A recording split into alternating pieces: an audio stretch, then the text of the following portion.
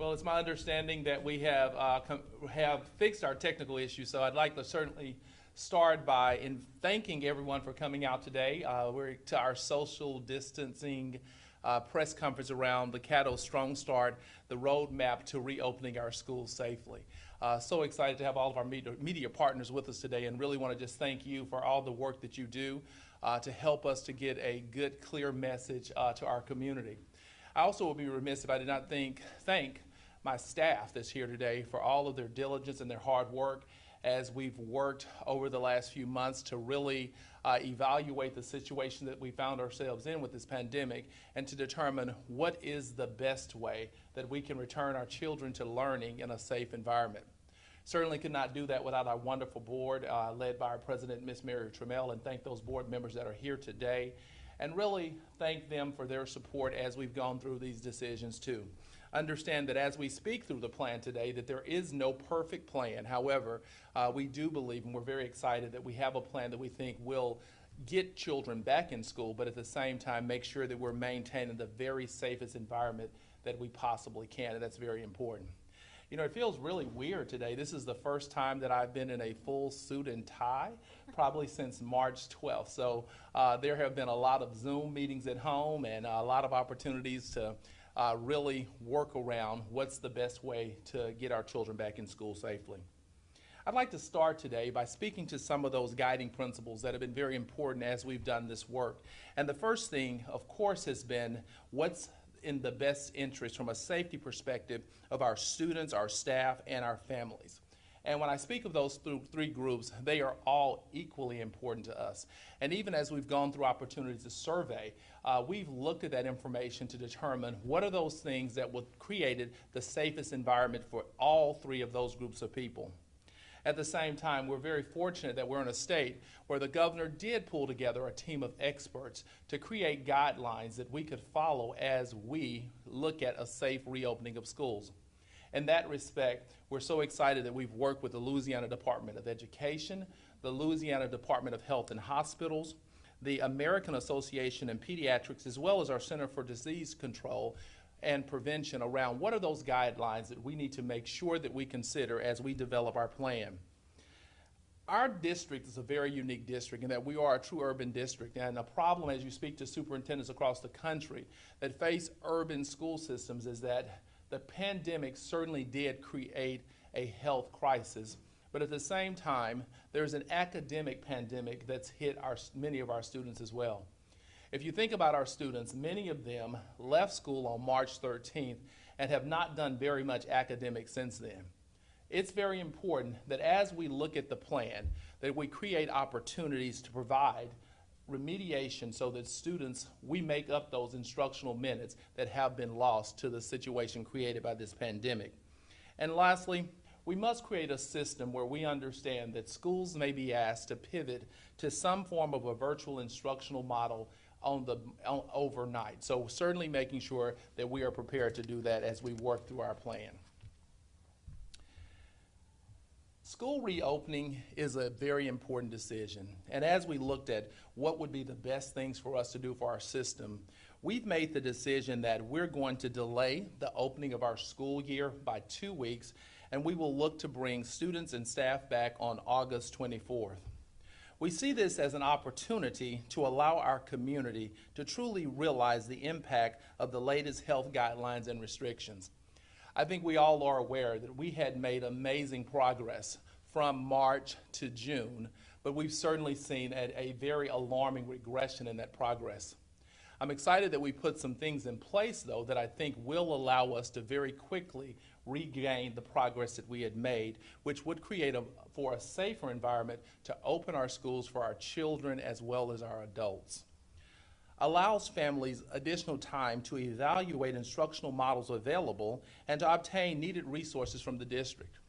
Throughout our surveying, I think it's very important to note that about 26% of our families did not feel comfortable or did not feel they had the information to safely allow their children to return to school. Interestingly enough, we saw similar numbers with our teachers and our staff. It is important to me that every child and every teacher feel comfortable when they return to work. We see this 2-week window as an opportunity to increase those opportunities to learn more about the things that we're doing to support our staff. Oftentimes we speak to the fact that children are resilient. The virus does not have the effect on them that it does on adults. But we have to understand that though we're talking about 3,700 children, at the same time we're talking about over 5,500 adults, and we certainly want to make sure that they feel just as comfortable as we re-enter the school system. This is also increasing an opportunity for families and educators to learn more about our new learning management system, which is Canvas, and I will speak more to Canvas as we go through the presentation today. And lastly, I think it's important to note, even though we're making this change, we're picking the time up on the end of the calendar, so there will be no lost instruction time. In fact, we know that we cannot afford to build a calendar that would in any way decrease the amount of time that children have in school. So what are the models for reopening? First, I'd like to note that every family will have an option to continue virtual learning, and that will be available through your current school. Very different from what we did in the fall, and I'll speak to that as I go through the presentation. We have certainly made some, not the fall, but the spring, we've made some modifications to improve the model that we will offer. Beginning on July 16th, we will begin enrolling students for that virtual option through your schools. Our elementary schools will open in a traditional model with social distancing modifications. When I speak of the academic pandemic, and when I've spoken with my staff, a lot of the conversation was around, as we build this model, how do we make sure that we are providing for our most needy population of students? And certainly, if you look at the need for younger students to capture those reading skills at early ages, we know that's important. My heart really does hurt when I think about the number of children who left kindergarten classrooms on March 13th on the edge of reading, right there on the cusp of reading, that probably have done nothing academic since then. We must prioritize that and make sure that we are making up that time and making sure those children have those skills. Our middle school students will return, and our high school students as well, on a hybrid schedule. And our K-8 students, the traditional elementary part being K-5, will return on a traditional schedule, whereas our middle schools, which is our 6th, 7th, and 8th grade students, will return on the hybrid schedule. Very important to note that buses will run full routes every day, so we are still committed to providing that transportation that many of our families rely on to get us to get children to and from school. And important to note that the district will continue to evaluate the models based on the latest health and wellness information, and we'll do that on an ongoing basis. I want to talk now about the models and give a little more details on each of the models, starting, of course, with our virtual option. Again, each school site will provide students an option to enroll in all virtual instruction. The difference being that it will be taught by your actual teacher at a school. So if you're at a school and you want to do virtual instruction, you'll go to the school starting on the 16th, and the schools will be sending additional information regarding this to families, and you'll have an option to sign up for that virtual instruction. Important to note, the devices will be provided to students who lack the technology to access coursework. And again, when I think about why we're talking about virtual instruction, is that we certainly do want to make sure we're making every effort for families to be comfortable with how we're educating their children, and we don't feel that technology should prevent families from being able to make that option for their family. Virtual options, again, will allow for teachers, actual teachers in our school that will be a teacher of record of your child, to provide instruction live as well as on demand. And really excited about some options that our new learning management system, which is Canvas, will allow families to access this instruction from home. The next model that I'll highlight is our traditional model for elementary school. And again, this model truly does speak to the need and the importance of getting our youngest learners in school and building the model for their success. This model will focus on daily face-to-face instruction. Please note that while we're in phase 2, we will certainly follow the 25 maximum group size requirements, and that is including the adults. This is a wonderful opportunity as I talk to principals and work with my senior staff for us to really reimagine what school looks like. We're finding the most creative ideas around how are we making sure that we're utilizing everyone on campus to create those small static groups of students. In this model, emphasis will be placed on literacy and numeracy with built-in remediation. Again, we know that the farther behind a child gets, the harder it is to catch them up.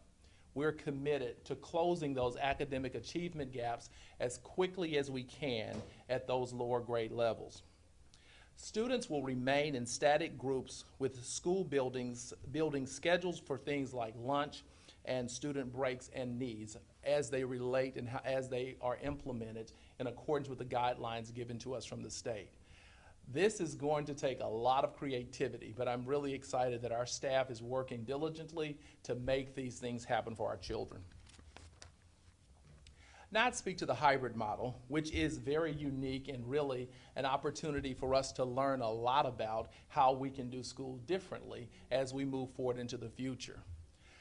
I often tell my staff as we think about returning to school is that we want to use this time as an opportunity to figure out what are some of those best practices that we can do and keep, but what are those things that we need to change from the way we've done school in the past. And I do see this hybrid model as an opportunity to really see how some things work differently. In this model, students will attend school in person on either an A day or a B day as assigned based on an alpha divide, which will be done at the schools. Now it's important to note that the alpha divide at one school may be different from another school based on numbers of students. So administrators on our high school and our middle school campuses are looking at what is a natural break for alpha, and that's information that the school will provide to families. Students assigned to A day will attend school on Monday and Wednesday, whereas students assigned to B day will attend school on Tuesday and Thursday. And Friday has been designated as a 100% virtual day for all students. What that means is virtual instruction will continue, just on Friday it will be virtually. One thing that I'm very excited about on Friday, though, is that I see this day also has been a flexible day for small group instruction. Remember earlier I noted that our bus routes would run every day. So this is an opportunity for those high school principals to possibly, or those middle school principals, to possibly identify a group of students for, say, that may have struggled in Algebra 1 and taken the class multiple times. Well, let's bring that group of students in and give them that additional support. This is one of those opportunities where I really think this virtual day could provide us with an opportunity to really reimagine what school looks like. Throughout the presentation today, I've talked about this thing called Canvas, and what Canvas is a learning management system. And one thing, as you talk to superintendents across the country and as well as certainly across our state, everyone's asking the question around what is your learning management system? One thing that we learned from our survey data, as well as our transition to virtual instruction in March, was that we needed to be very specific and very intentional about what's the system that we use to help us identify and manage the data that we're presenting to parents and to educators. In that respect, Canvas is where we will house all of our virtual instruction. Canvas will allow flexibility for teachers to really build lessons as they see fit. It will provide an opportunity for us to centralize things like lesson planning, and an opportunity for teachers to really build that platform around what's going on in the classroom for in-person learning as they build that out into what the virtual learners will be doing at home. In this respect, those learners virtually will almost feel like they're in the classroom participating with the teacher. Canvas is certainly a leader in this area, and in that they work in some of our largest colleges and universities in our country, including schools like Baylor and Texas A&M University. They also work in large school systems like Charlotte-Mecklenburg schools, as well as Clark County schools. In fact, I had an opportunity to observe them in Charlotte-Mecklenburg, so I do know a lot about the success that we can get from working with Canvas. I think it's important to note, though, that we have already begun training of our administrators, and teacher training is beginning as we speak around Canvas. And there's also going to be an opportunity during the week of August 10th for our families to be trained in Canvas. Because if you think about it, everyone's going to have to know Canvas, because we have to be prepared again for going from in-person instruction to online instruction overnight. And that's just how unpredictable this virus has been. And I think the great thing about that is it's requiring school districts to really increase our opportunities and our growth opportunities through virtual instruction. Some additional safety considerations that I think it's very important to note is that in Caddo Parish, all adults will wear masks. We're also encouraging, well, all students 3rd grade and up also will wear masks, as well as all students that ride the bus. The bus is important that all students wear those masks, because we know that it's a little more challenging to say that you're 6 feet apart on a bus. We are certainly taking all possible precautions on the bus, but we certainly want to make sure that we create a safe environment on those school buses. Some other health precautions that we will have is that students and staff who do not feel well, of course, are being asked to stay home, and we will continue to stress that with our staff and our students as we build out our models and prepare to go back to school. Also excited to know that temperatures will be taken each day as students and staff enter campuses. Each day will begin with hand hygiene protocols, with frequent opportunities to wash your hands throughout the day, as well as disinfecting of surfaces will take place throughout the school day. The message here is that we are certainly going to do everything we can to prevent the spread of this virus and to truly help flatten the curve or decrease even the curve as we build out the model to bring children back to school safely. Now, I did not thank one person today that I really could not say enough good things about, and we're just so lucky in this region. And I talk to people, superintendents across the country, not just within our state, but everyone's always so jealous of the great relationship that we have with our regional medical director. Dr. White has done an exceptional job of supporting the school district since March 1st. I remember I was on a trip, and I got a call from Mr. Burton, who had met with Dr. White and a couple other medical experts around this virus, and I remember when I got to town, she was readily available. So she has certainly been a huge supporter of safe schools and opportunities to educate children as we deal with the situation this pandemic has created. So I'm very happy to have her with me today, and I'd like to invite her to the podium, because we have certainly worked closely with Dr. White as we've developed this plan. And I do think it's important to know that Caddo Parish is a system that will support the science, and in that respect, Dr. White plays a key role in our team as we make decisions around what's best for our students and our staff and our parish. So I'm going to invite her to the podium to give a few comments, then I'll come back, and both Dr. White and I will be available for any questions that you may have. Dr. White. Thank you, Dr. Gorey. Dr. Gorey asked me to come and speak kind of about what the situation is in our community right now. And I really want to start by saying these people right here are really in a no-win situation. There are going to be people who are not happy that we're not in school all the time. There are going to be people that are not happy that we're not virtual all the time. I want you to know that they have worked so hard to try to find the best option for the children in this parish that they can come up with the data that we know right now. Will this be where we are on August 24th? We're not sure, but we're going to keep monitoring everything as we go. As Dr. Gorey said, we were doing really well, from March till June. We had done what we needed to do. We were staying home. We were wearing our mask. We were social distancing.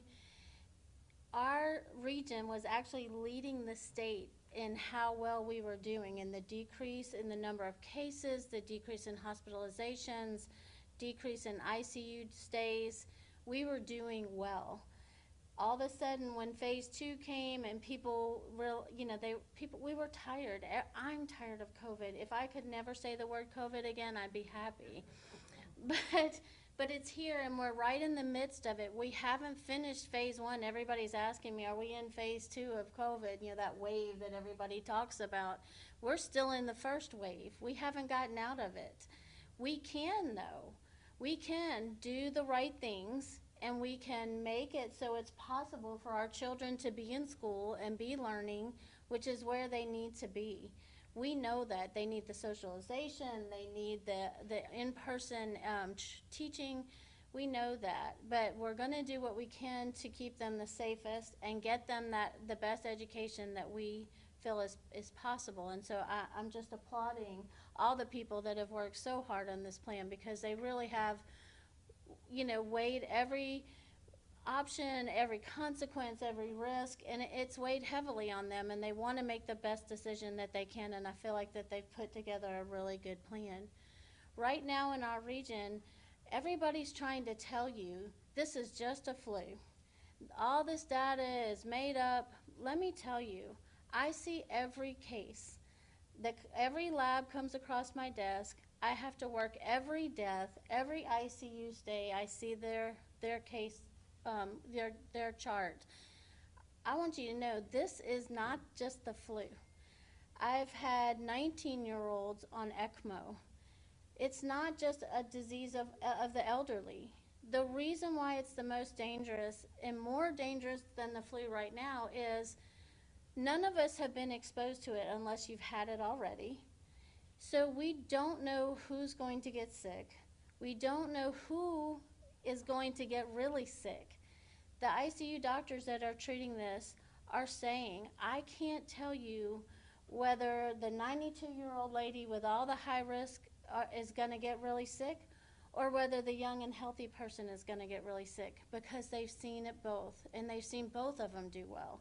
So you are taking a complete risk with your health, because you could be that one person. Just like my husband, 50 years old, healthy, worked out, never took a pill in his life, never had a hospital stay in his life, 47 days in the ICU. He is one of those people that just happened to get really sick with it. The problem is, I don't know if it's going to be me next or you next, so you need to really take this seriously. We can get where we want to get with the economy. We don't have to be at odds. We all want the economy to open. We all want us to go back to as much normalcy as possible. The way we're going to get there is by doing the things we need to do now, and that is wearing your mask when you go out. You don't have to wear it 24/7. When you go outside, it's so hot. If you are walking by yourself to the car and you're social distance, take it off. You don't have to wear it. You don't have to wear it in your car. What we're asking you to do is wear your mask when you can't social distance.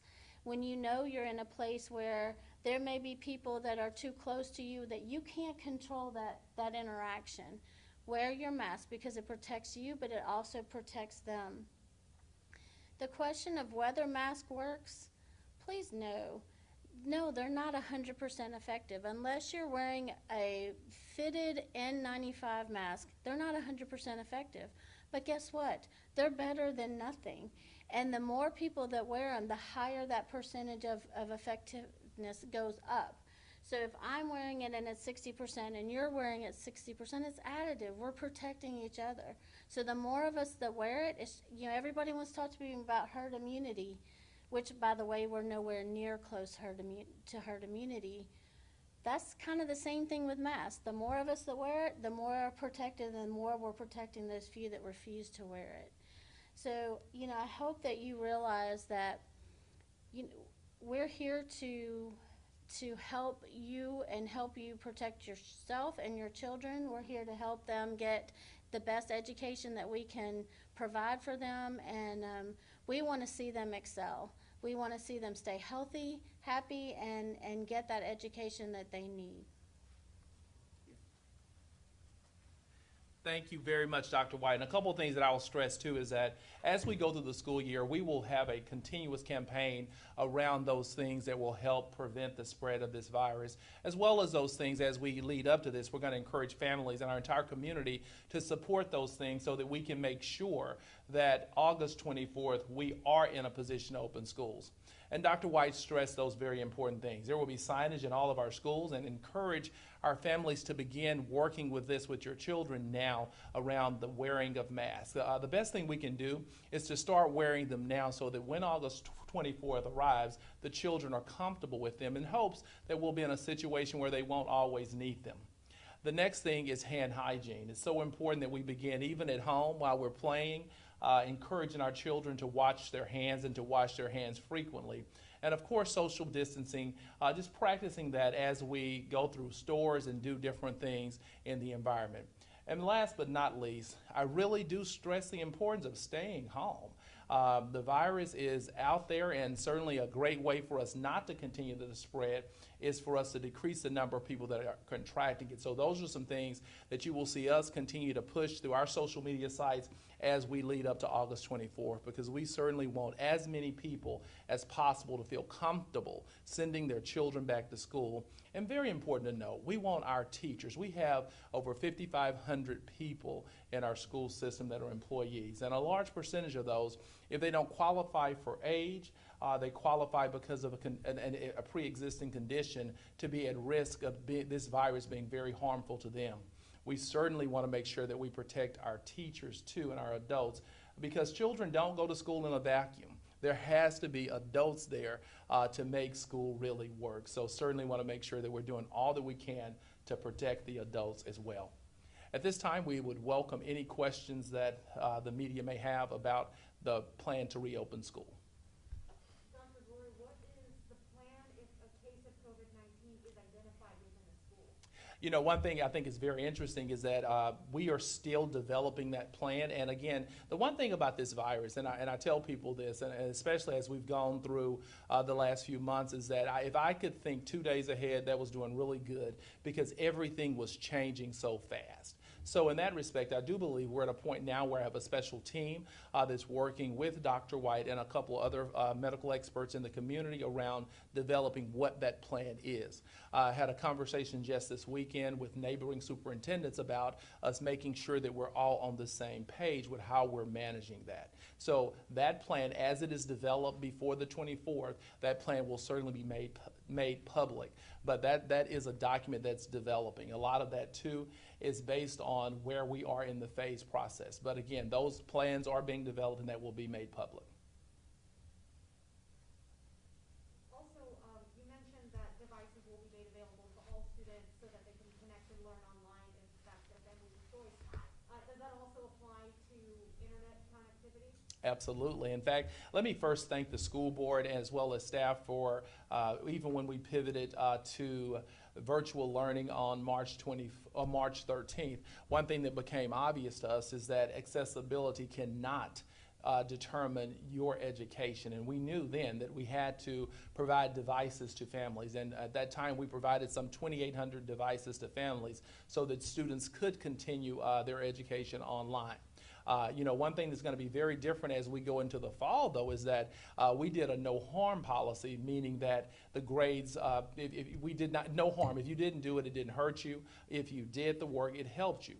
That's not the case in the fall. As we go into these models in the fall, everything will count, and in that respect, we will make sure that families have everything they need for children to be held accountable for their work. So the schools will work with families on that need devices, and the board has been very generous with funding that's needed to purchase those devices, and there's also a plan for us to make sure that every child that does not have internet connectability, and we've identified those areas, that we do have a plan to get that service into the home. We've actually repurposed an employee or some responsibilities around that equity and access and making sure that that takes place throughout our entire school system, and I think that's very important. One other thing that I'd like to I would like to highlight too is that we do have health centers in many of our schools, and those health centers, of course, will be taking additional precautions and additional responsibilities as we look at how do we create those COVID-safe environments for our schools. So I did such a good job, and Dr. White did such a good job that we have no additional questions. I'll ask Dr. White a question. Okay. You spoke very passionately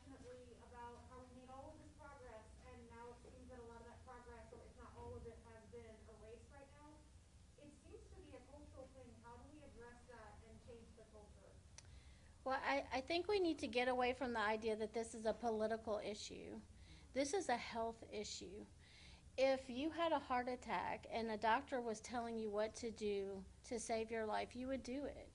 We need to listen to the doctors, the scientists that are trying to put forward the roadmap to get through this.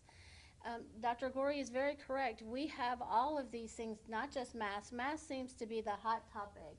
But, staying home when you don't have to. That also includes, please don't have big parties at your house. Some of our biggest outbreaks have been in this area, in Caddo Parish, have been from people having barbecues and weddings in their backyard, and because they don't have to keep to the mandate of now it's 50 people, but even 250 they weren't happy with. So, those parties have caused a lot of harm, and a lot of people have become ill in those parties. So realize that when you're bringing all these people together, you're putting every single person that you're bringing together at risk.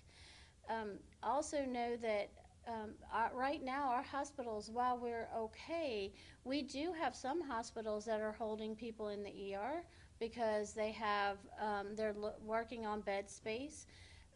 We're not overwhelmed like some areas in the state, but we're not far from being in that same position. So we have really taken a large step back. And if we want to get where we all want to get, which is phase 3, and then even completely open, which is what we really all want, we need to do the things that we know will get us there.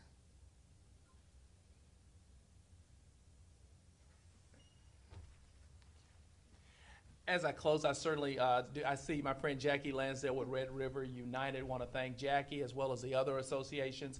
They have been an incredible resource for us to make sure that we knew those things that were pressing with our staff and our teachers, and I really appreciate that. And again, in all of our designs, we certainly do consider all of our children as well as our staff and what's in their best interest.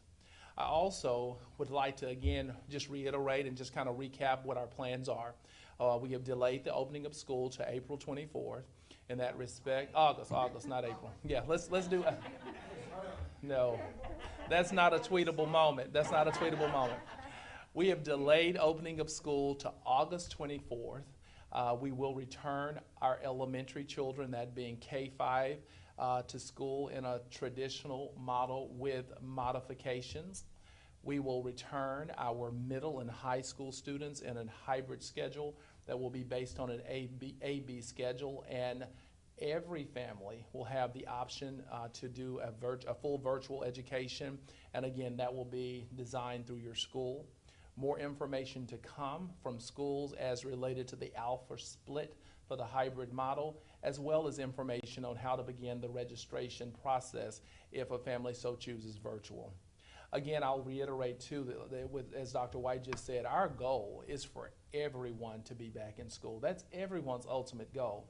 However, I'm determined that my staff will use this time to determine what are those things that may not have always worked that we've always done, that we can identify a new way of doing that as we go into this new season of education. I truly do believe that at the end of every road there is a win, and we're certainly determined that Caddo Parish will identify those wins and make those necessary changes for children. Thank you so much again for being here today, and again, know that we will continue to advertise and start our campaign around those things that will get us all back to school safely and as soon as possible. Thank you.